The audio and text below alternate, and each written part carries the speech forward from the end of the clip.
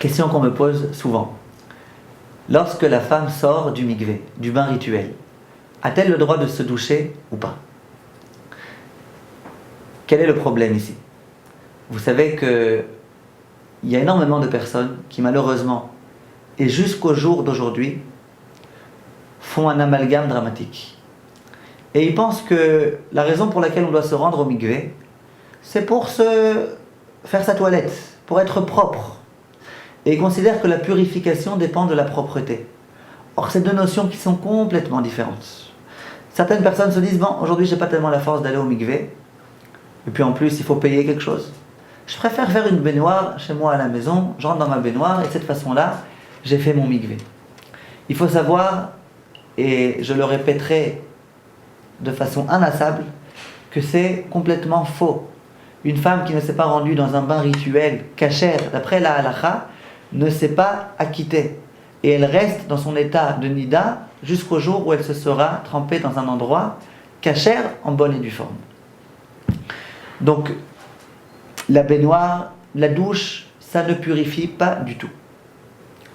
C'est vrai qu'avant de se rendre au mikvé, il faut malgré tout être tout à fait propre. Mais c'est deux choses qui n'ont aucun rapport et les deux choses sont nécessaires. À l'époque de la Gemara, il y a une disposition qui a été prise par nos sages et qui était que lorsqu'une personne sort du mikvé, aussi bien un homme qu'une femme, juste après, il ne faut surtout pas prendre de douche. Pourquoi?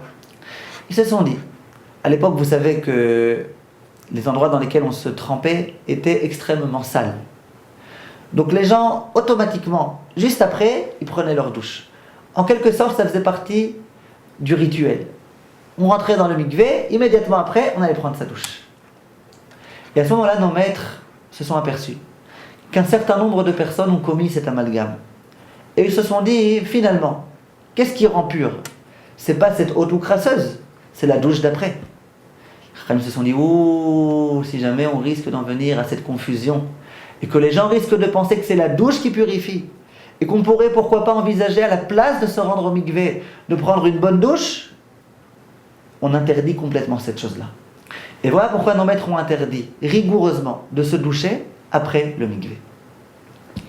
La question qui se pose, c'est est-ce que cette disposition-là ne concernait que l'époque, au moment où on mangeait de la trouma, et au moment où on devait être complètement pur pour pouvoir manger ces choses-là? À l'époque, si vous vous rappelez, il n'y avait pas que les femmes. Il y avait les femmes et les hommes, et quand on touchait un objet, il fallait cet objet aussi le tremper au mikvé. Bientôt, le Beth Amikdash sera reconstruit, si Dieu veut, on redécouvrira ces halakhot-là.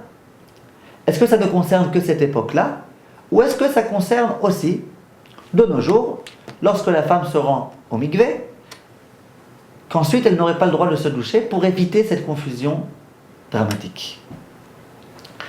L'opinion des Ashkenazim, du Rama par exemple, c'est de se montrer plus rigoureux et de dire que ça concerne aussi ce cas précis. Et c'est la raison pour laquelle lorsque la femme doit se rendre au mikvé, avant qu'elle se douche, après qu'elle ne se douche pas. Écoutez-moi jusqu'au bout parce qu'ensuite je vais donner un certain nombre d'autorisations malgré tout. En contrepartie, l'opinion des Séfaradim, du Shulchan Aruch, du Ben Ishraï, de beaucoup d'autres poskim Sfaradim, est de dire qu'il n'y a aucun problème. Toute cette interdiction-là ne concerne que la trouma et ces choses-là. Mais concernant le fait de pouvoir retrouver son mari, il n'y a rigoureusement aucun problème.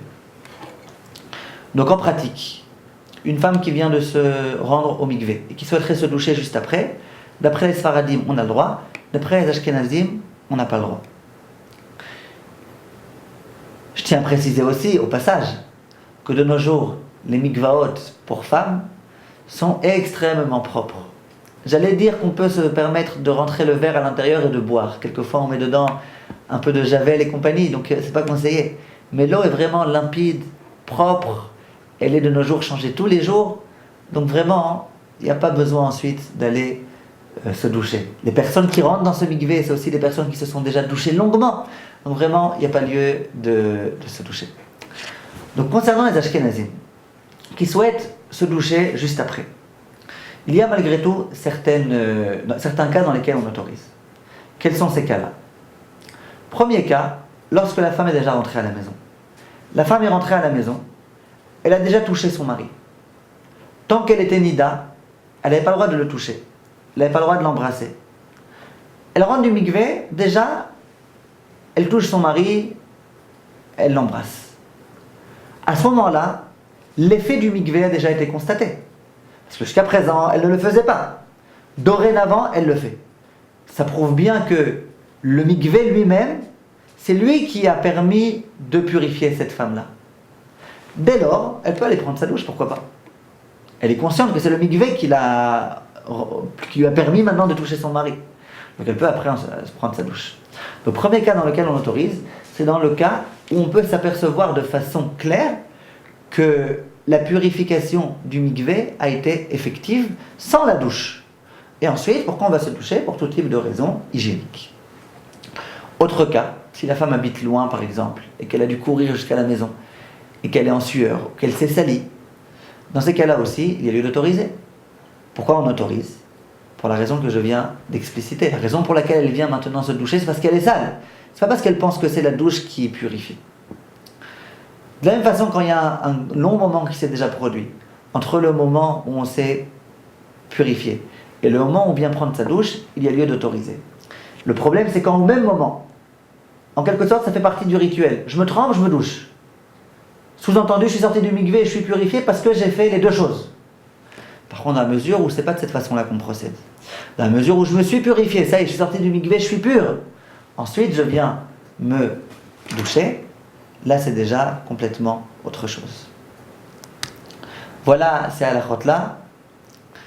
Et encore une dernière raison que les poskim apportent pour autoriser, c'est de dire qu'à l'époque, où vraiment le lieu dans lequel on se purifiait, la retenue d'eau dans laquelle on s'immergeait, était complètement sale, donc automatiquement les gens allaient se doucher. Et donc il y avait lieu d'interdire. Mais de nos jours, où plein de fois, on n'a pas le temps de se doucher, donc on ne se douche pas après s'être trempé au mikvé. Donc il y a lieu de se montrer plus indulgent. Dans tous les cas, ce qui est clair, c'est qu'une femme qui commence à progresser dans ce chemin-là de la pureté familiale, qui n'est pas encore très engagée dans la pratique religieuse, et qui n'accepte de venir se tremper au mikvé que si on lui autorise après de bien se doucher avec du savon et du shampoing et tout, même si elle est de coutume ashkénaze, que c'est son rite, il y a lieu de se montrer beaucoup plus indulgent et de lui permettre de sorte à ce qu'elle puisse continuer dans ce merveilleux chemin. Kol Tov et à bientôt.